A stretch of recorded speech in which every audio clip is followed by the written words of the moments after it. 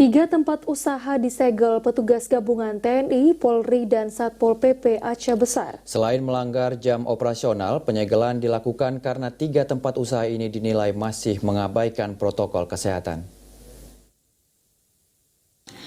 Tiga tempat usaha disegel petugas gabungan TNI, Polri, dan Satpol PP Aceh Besar. Dalam razia yang dimulai sekira pukul 22.30 ini, petugas mendapati masih banyak pemilik tempat usaha di Kecamatan Sukamakmur dan Kuta Malaka yang masih beroperasi di atas pukul 10 malam. Tak hanya itu, petugas juga mendapat pemilik tempat usaha yang tidak membatasi kapasitas pengunjung.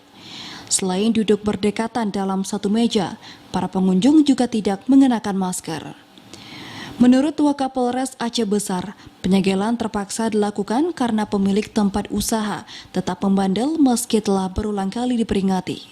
Karena awalnya kita dengan ujuk-ujuk langsung mensegel, artinya sudah dihimbau, berkali-kali dihimbau untuk menggunakan protokol kesehatan. Misalnya untuk tempat mencuci tangan, juga mengatur jarak yang pengunjung di warung, juga jamnya yang telah ditentukan. Tapi mereka sudah dihimbaukan, tetap juga melaksanakan, tidak mengindahkan ketentuan-ketentuan yang telah ditetapkan. Razia pendisiplinan penerapan protokol kesehatan rencananya akan terus dilakukan petugas gabungan di Aceh Besar seiring dengan penerapan PPKM Mikro yang berlaku sejak 1 hingga 14 Juni mendatang.